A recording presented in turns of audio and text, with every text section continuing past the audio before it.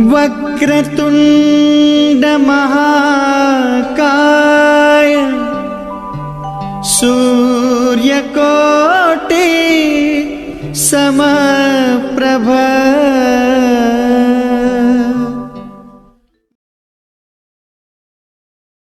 मैं आपका बहुत बहुत स्वागत करता हूं अपने चैनल पे।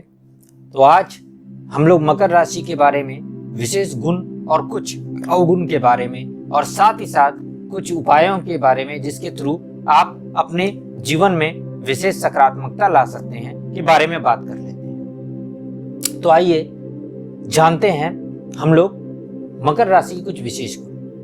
तो गुण के रूप में देखा जाए तो ये काफी दूरदर्शी होते हैं, साथ ही साथ खुद में ये अपनी मने भाव और अपनी भावना और अपनी बातों को संचित करके रखना बहुत अच्छी तरह से जानते हैं।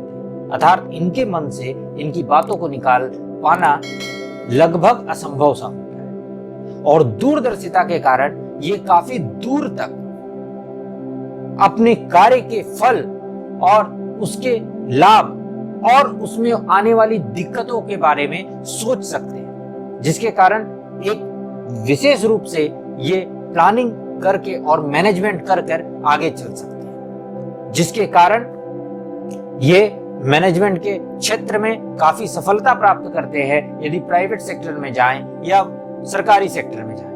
और यदि सरकारी नौकरियों में जाएं तो गुप्तचर विभाग इनके लिए बहुत अच्छा होता है। साथ ही साथ रेल की नौकरी में भी इन्हें सफलता प्राप्त होती है, क्योंकि शनिदेव की राशि है, इसलिए रेलवे से रिलेटेड नौकरियों में भी इन्हें सफलता प्राप्त होती है। इनमें और एक विशेष गुण पाया जाता है कि ये अपनी दूरदर्शिता के कारण अपने किसी भी कार्य, चाहे वो सामाजिक हो या आर्थिक हो या नौकरी से रिलेटेड हो, को पहले से ही प्लान कर लेते हैं, जिसके कारण इनके असफल होने की संभावना काफी कम हो जाती है। इनमें और एक विशेष गुण पाया जाता है कि ये एक साथ कई कार्य करने की क्षमता रखते हैं, अर्थात एक ही समय पर एक ही साथ कई सारे कार्यों को ये बहुत आसानी से सफलतापूर्वक संपन्न कर सकते हैं। एक ही साथ वो एक कार्य में है और उस कार्य को करने के उपरांत दूसरे कार्य को भी समय देते हुए एक साथ हर तरह से हर कार्य को सफलता प्रदान करने की क्षमता इनमें होती है। इस कारण से इनके जो आय के स्रोत होते हैं वो कई क्षेत्रों से प्रारंभ हो जाते हैं। ये इनकी एक अंदर विशेष गुण पाया जाता है। अब आ जाते हैं कि कुछ अवगुण जो है, विशेष रूप से मैं विशेष गुण और विशेष अवगुण के बारे में ही बात कर रहा हूं। तो जो कुछ विशेष अवगुण है वो अवगुण है कि ये सदैव खुद की बड़ाई करते रहते हैं, अर्थात खुद की ही प्रशंसा करना इन्हें बहुत अच्छा लगता है, जिसके कारण ये आलोचना के पात्र बन जाते हैं। ये खुद में ही आत्मनियंत्रित ही रहते हैं, यानी खुद को ही सर्वोपरि जानना और सर्वज्ञाता मानना, अर्थात पूरे ब्रह्मांड में ईश्वर को छोड़कर कोई सर्वशास्त्र ज्ञाता नहीं है और सर्वज्ञ नहीं है। लेकिन ये खुद को ये महसूस करते हैं कि इन्हें संपूर्ण जानकारी सब चीज के बारे में है। इस कारण से इन्हें कई बार विरोध का भी सामना करना पड़ता है। इन गुणों पर, अर्थात गुण नहीं, इन अवगुणों पर यदि ये अपना को नियंत्रित रखें तो इनकी सफलता के चांसेस काफी बढ़ जाते हैं।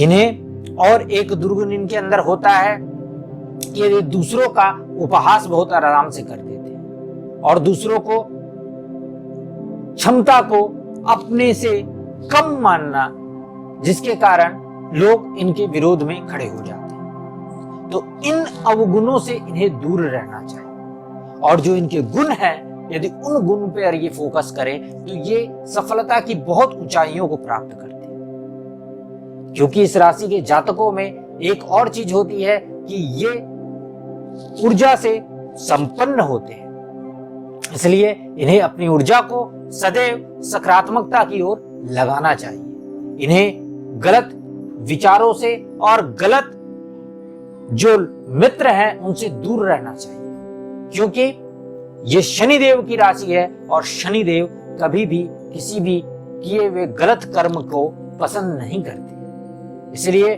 जितना ये वास्तविक रहें और जितना अच्छे विचार अपने मन में रखें, उतनी ही इन्हें सफलता प्राप्त होती है। तो कुछ छोटे छोटे उपाय भी बता देता हूं। आप इस राशि के यदि जातक हैं तो आपको शनि देव की पूजा और शिव जी की पूजा विशेष रूप से करनी चाहिए। प्रत्येक सोमवार और शनिवार को शिव जी के ऊपर शुद्ध जल और पंचामृत और मधु और गन्ने का रस से अभिषेक करें। उसके उपरांत जल चढ़ाने के बाद शिव जी से अपने सफलता की मनोकामना करें। साथ ही साथ शनिवार के दिन यदि आपके घर के आसपास शनि मंदिर हो तो सूर्यास्त के उपरांत, ध्यान रखिएगा मैं बोल रहा हूं सूर्यास्त के उपरांत, वहां जाके उन्हें तेल अर्पित करना और उनकी विशेष रूप से पूजा करना आपके लिए बहुत फलदायी होगा। साथ ही साथ उन्हें नमकीन चीजों का भोग लगाना और उस भोग को सब में बांटकर खुद ग्रहण करना भी आपके लिए बहुत अच्छा होगा। तो आशा करता हूं ये वीडियो आपके लिए काम आएगा। बस इस वीडियो में इतना ही।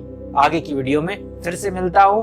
अपने कमेंट मेरे कमेंट सेक्शन में अवश्य डालें, इससे मुझे भी आप लोगों से कुछ सीखने को मिलता है। तब तक के लिए नमस्कार।